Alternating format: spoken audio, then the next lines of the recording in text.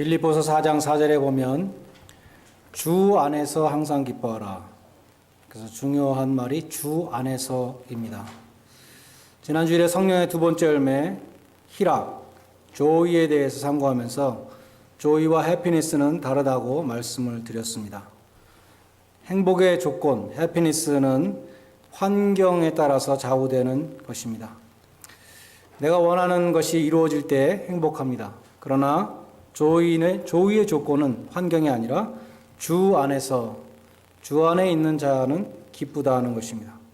그 기쁨은 환경을 초월합니다. 그래서 사도 바울은 항상 기뻐하라. 내가 다시 말하노니 기뻐하라. 이 말을 감옥 속에서 지금 하고 있는 것입니다.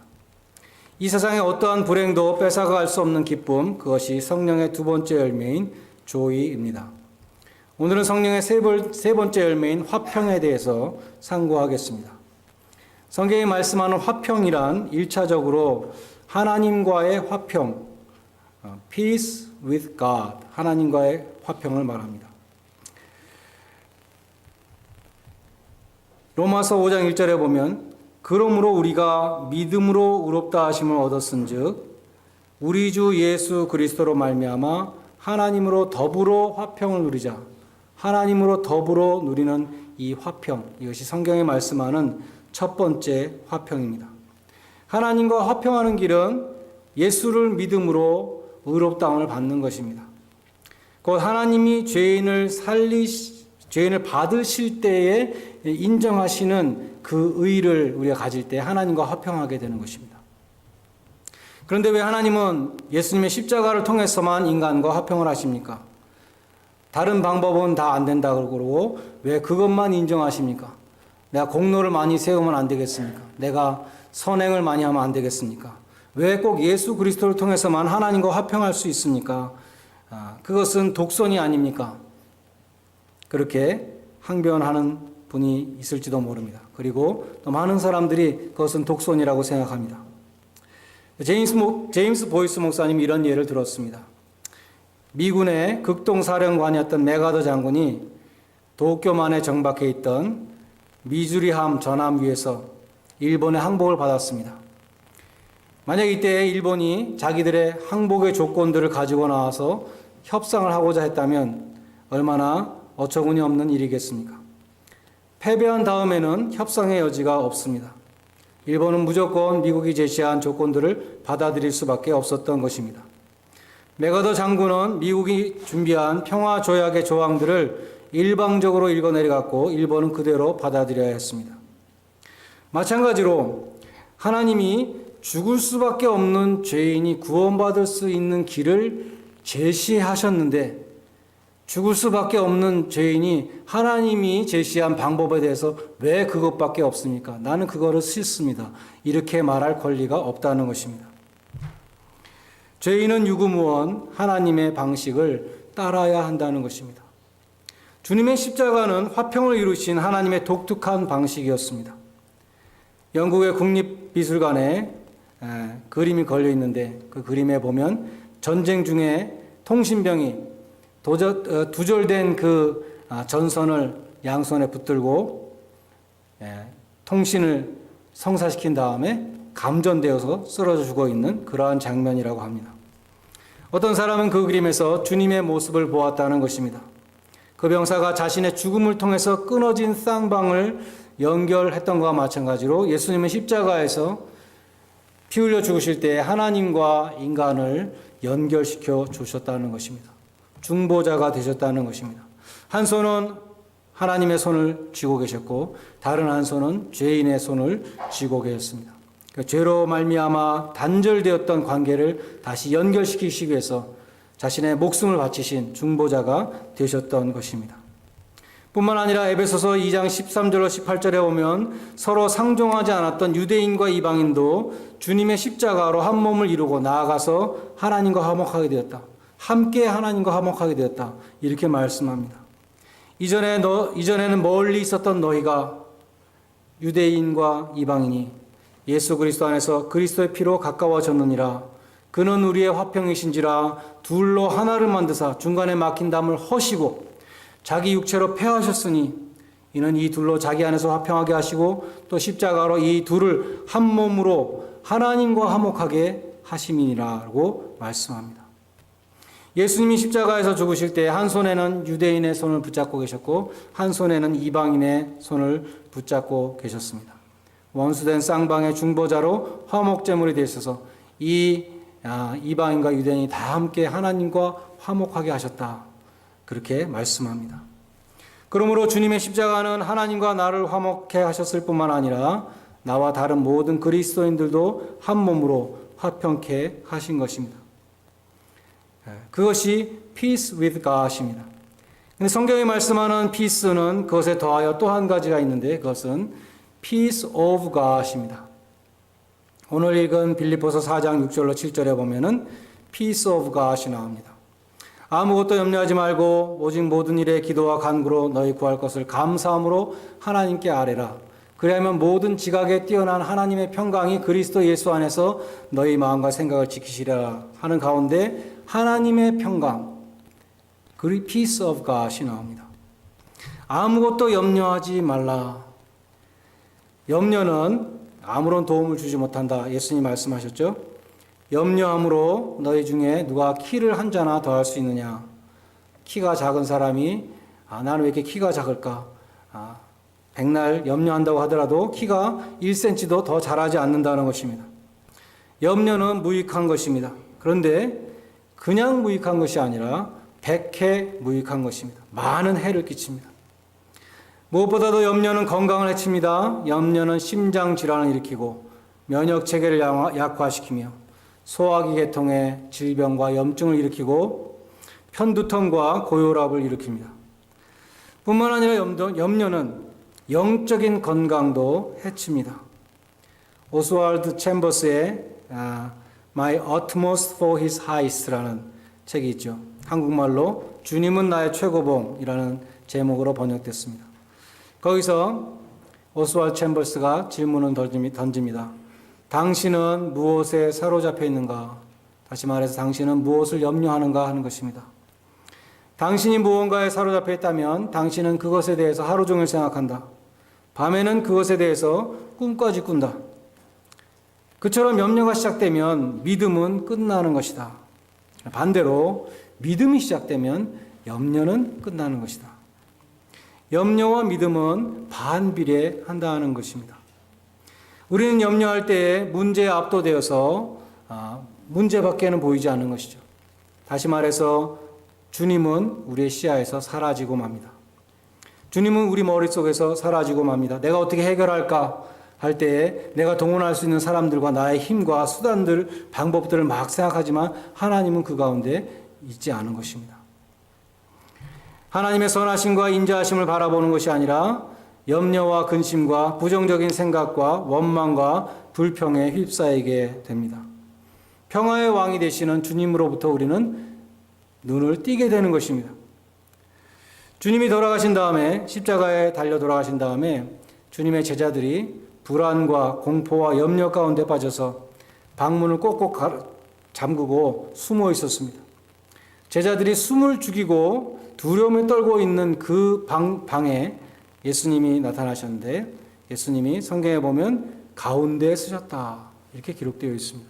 모든 제자들이 다 볼 수 있도록 가운데에 서셨습니다. 그들의 초점이 주님이 되도록 가운데 서셔서 샬롬이라고 말씀하셨습니다.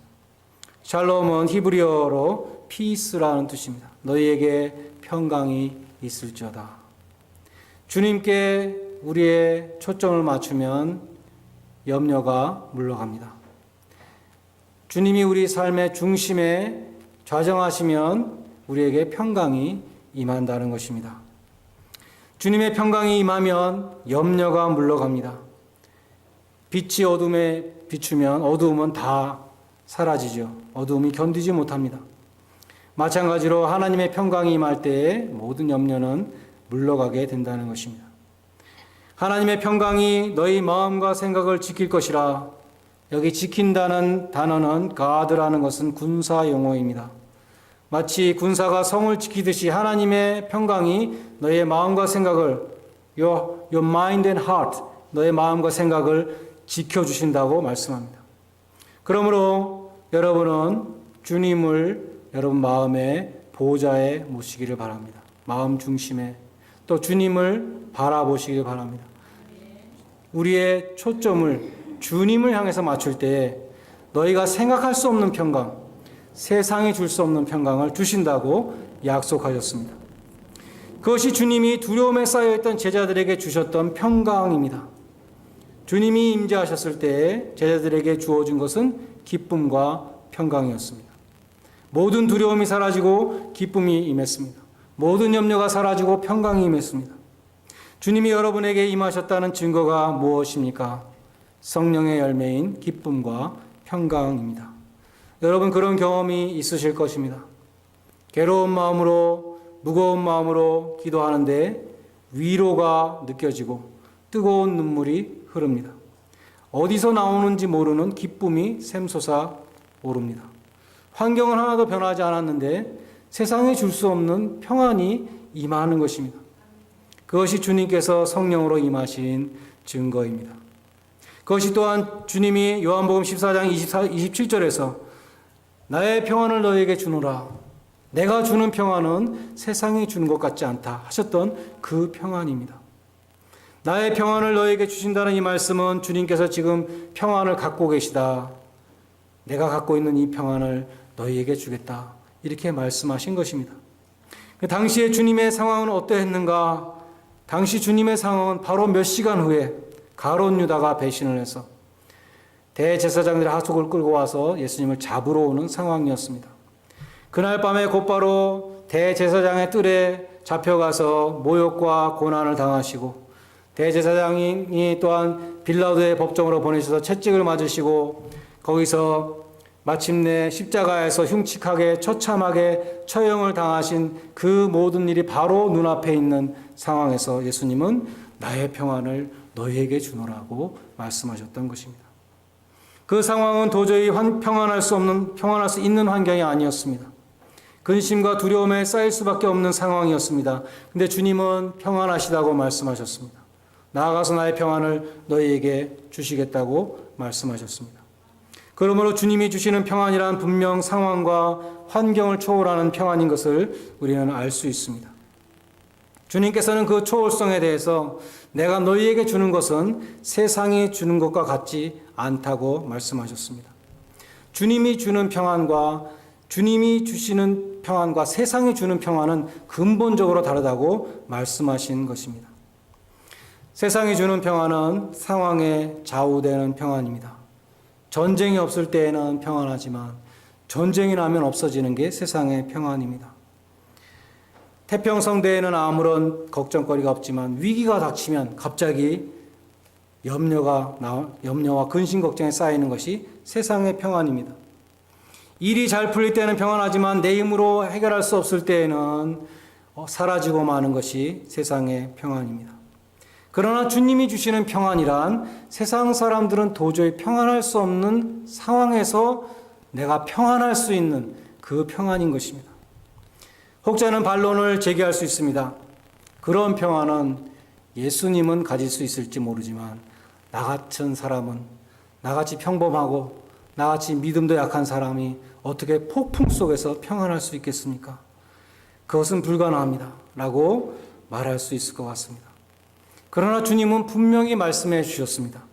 나의 평안을 너희에게 주노라. 내가 주는 이 평안은 세상이 주는 평안과 같지 않다고 말씀하셨습니다.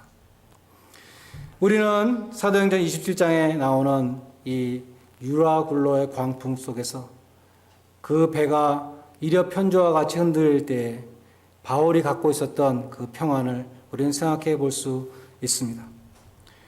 저는 배를 타고 풍랑을 만나고 폭풍을 만난 적이 전혀 없습니다. 그래서 그 상황을 상상이 되지 않는 것이죠. 영화로 본 적은 있지만 그 상황 속에 들어간 적은 없는 것입니다.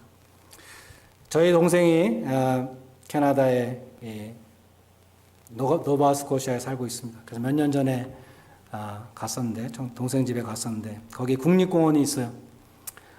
국립공원에 가서 카약을 타게 됐습니다. 카약이라고 말할 수가 없고 세 사람이 겨우 앉을 수 있는 플라스틱 그런 배이죠. 저와 저희 어머니와 사모와 세 사람이 앉았습니다. 이렇게 기울이면 싹 쓰러질 것 같은 그런 조그만 배입니다. 그걸 가지고 노를 가지고 저하고 사모하고 두 사람이 노를 지었는데 전혀 사전 지식이 없는 것입니다. 왼쪽으로 가려면 이쪽을 져야 될 것 같아서 이쪽을 지면은 이쪽으로 갑니다. 그렇죠? 우리가 생각하는 것과 반대로 가는 것이에요. 그래서 막 왼쪽으로 가 오른쪽으로 가 막 서로 소리를 지르면서 강물을 따라서 서서히 내려가는데 이 정도 넓이의 강물이었습니다. 잔잔한 강을 막 내려가는 것이죠. 이쪽으로 부딪히고 저쪽으로 부딪히면서 내려가고 있었습니다. 그런데 어느 순간에 눈앞에 망망한 대해가 딱 나타났습니다. 그때 파도가 전혀 없는 망망한 대해인데 그때 엄청난 공포를 느꼈습니다. 빨리 돌아가자.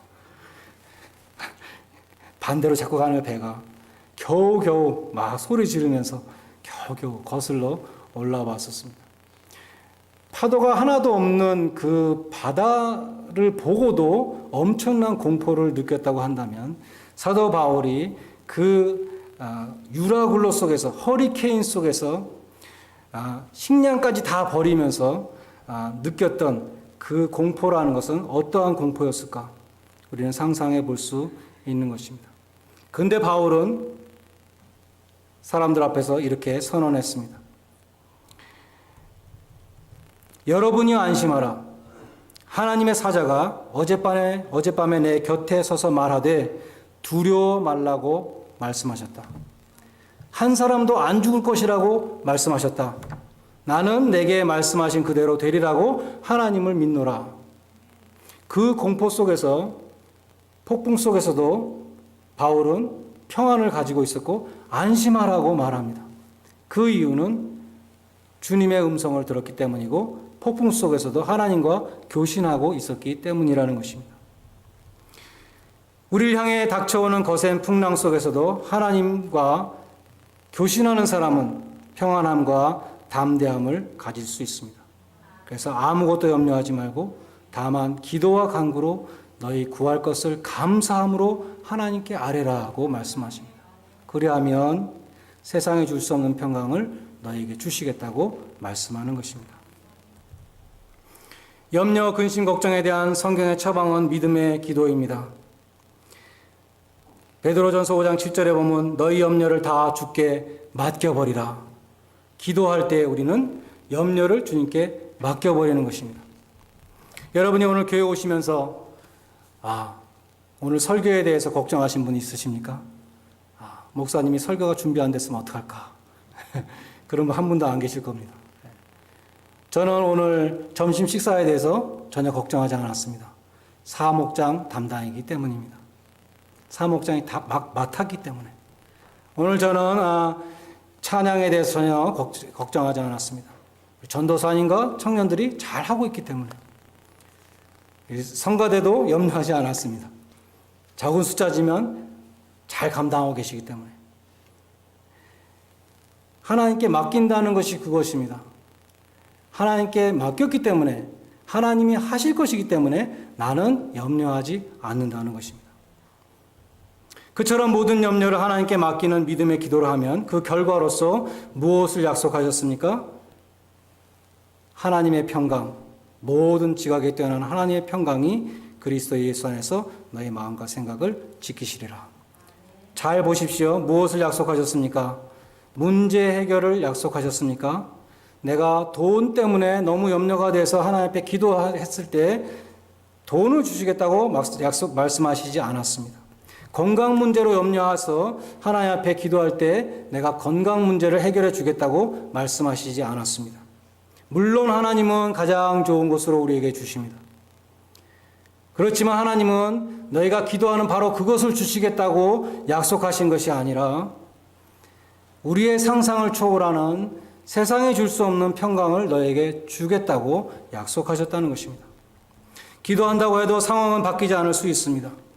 나를 염려하게 만드는 문제는 하나님 주신 선물이기 때문에 그것이 사라지지 않을 수도 있습니다. 엎드려 간구했지만 환경이 즉각적으로 바뀌지 않을 수도 있습니다.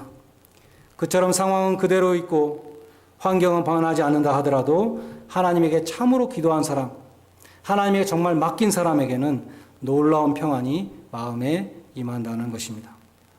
우리가 오늘 470장 찬송을 불렀습니다. 내 평생에 가는 길 순탄하여 잔잔한 강 같든지 큰 풍파로 무섭고 어렵든지 나의 영혼은 늘 편하다. 이 찬송시를 지은 사람은 호레이쇼 스패포드라는 시카고의 변호사였다고 합니다. 1871년에 시카고에 큰 화재가 있었습니다. 미국 역사에 나오는 큰 화재이죠. 그 화재로 말미암아서 이 스패포드 변호사도 많은 재산을 잃어버렸고 그때를 전후해서 아들도 죽었습니다. 그는 그러한 개인적인 손실에도 불구하고 화재로 인해서 집을 잃거나 슬픔에 잠긴 사람들을 헌신적으로 도왔습니다. 시간이 조금 흐른 후에 그는 부인과 함께 또 네 딸과 함께 잉글랜드에서 열리는 무디 목사님의 부흥에 참석하기 위해서 배로 여행을 하게 되었습니다. 배가 떠나려는 순간에 스패포드는 사업상에 급한 일이 생겨서 배에서 내렸습니다. 나는 며칠 후에 다른 배로 가서 우리 잉글랜드에서 만나자. 그리고 헤어졌습니다. 그러나 그의 가족을 태운 배가 영국에 거의 다 도착했을 때 영국의 범선과 충돌해서 배에 타고 있던 273명 가운데 226명이 물에 빠져 죽고 말았습니다. 그의 부인은 47명의 생존자 가운데 한 사람이었습니다. 그는 남편에게 텔레그램을 보냈는데 Saved alone 두 단어를 보냈습니다. 안타깝게도 그들의 네 딸은 익사하고 말았습니다. 스태포드는 곧바로 영국을 떠났습니다. 그리고 그가 탄 배가 딸들이 익사한 지점에 도달했을 때 그는 펜을 들고 찬송시를 쓰기 시작했습니다. 저 마귀는 우리를 삼키려고 입 벌리고 달려와도 주 예수는 우리의 대장 되시니 끝내 싸워 이기겠네. 내 영혼 평안해, 내 영혼 평안해. 우리가 이 찬송을 부를 때마다 감동이 있는 것은 이 찬송을 쓴 사람의 정말 이러한 마음이 들어가 있는 가사이기 때문인 것 같습니다. 두려워하지 말라, 염려하지 말라, 놀라지 말라, 내가 너와 함께 함이니라. 너에게 평강이 있을지어다 말씀하시는 주님의 음성을 들으시기 바랍니다. 주님이 그 사랑하시는 자에게 주시는 기쁨과 평강이 이 시간 여러분에게 충만히 임하시기를 바랍니다. 평안을 너에게 끼치노니 곧 나의 평안을 너에게 주노라. 주님이 약속하신 이 참된 평안이 여러분의 마음과 생각을 지키시기를 주님의 이름으로 간절히 축원드립니다. 기도하겠습니다.